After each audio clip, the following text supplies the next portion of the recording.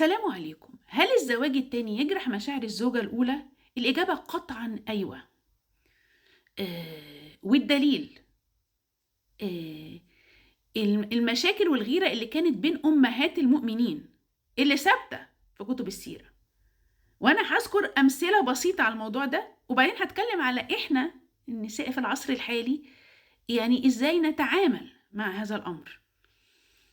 وكمان إيه دور الرجال اللي عندهم وعي ومسؤولية، وفعلا الحبيب المصطفى قدوتهم. سيدة عائشة كان الحبيب المصطفى قال إن هي أحب الناس، كل لما سألوه أحب الناس إليك أصلا قال له على عائشة. دي كانت مكانتها، هي واخدة مكانة تحسدها عليها نساء العالمين إنها زوجة الحبيب المصطفى. مع ذلك كانت أحيانا بتغير من زوجاته، منهم السيدة خديجة اللي هي كانت متوفية، لكن هي كانت بتغير لأن الحبيب كان لسه بيحبها وبيذكرها بالخير. وفي حديث ليها صحيح رواه الترمذي انها بتقول انها عمرها ما غارت من حد زي ما غارت من السيده خديجه. يبقى في غيره اهو.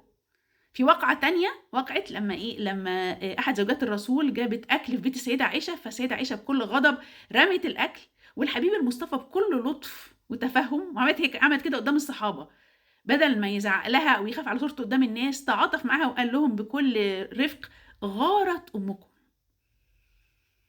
يعني السيدة عائشة بهذه المكانة العظيمة اللي زوجها ما كانش بيتجوز عليها لأنها مش مالية عينه أو مش عاجباه، الحبيب المصطفى كان بيتجوز وحيا، وزوجاته فاهمين ده، مع ذلك كان في مشاعر غيرة. أمال إحنا نعمل إيه؟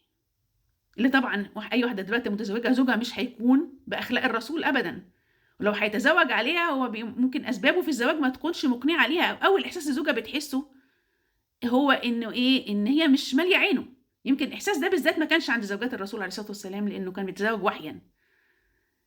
بس إحنا نعمل إيه؟ لو في أي راجل سوي كده تأمل في سلوك الحبيب المصطفى لما زوجته لما السيدة عائشة رمت الإناء، يقول أنا لو تزوجت 2 أحتوي زوجتي الأولى، أحترم مشاعرها. الحبيب المصطفى قال رفقا بالقوارير. فلما يكون في رأيين، ده انا وصلت له من نقاشاتي السابقه، راي الدكتوره ناديه عماره بتقول ان الزوج اللي ما يقولش لزوجته انه متزوج قبل كده يبقى آثم، وراي تاني ابن عثيمين قاله لي حد ان هو بيقول الافضل يقول لها لكن براحته ما يقول لها او ما يقولهاش.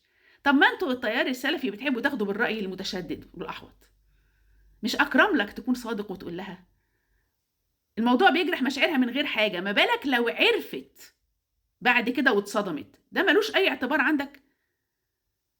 فمعترض على القانون اللي بيقول لازم الزوج يقول لزوجته ولو ما قالش فيه معاقبة في مساءلة؟ راجعوا نفسكم. أشكركم.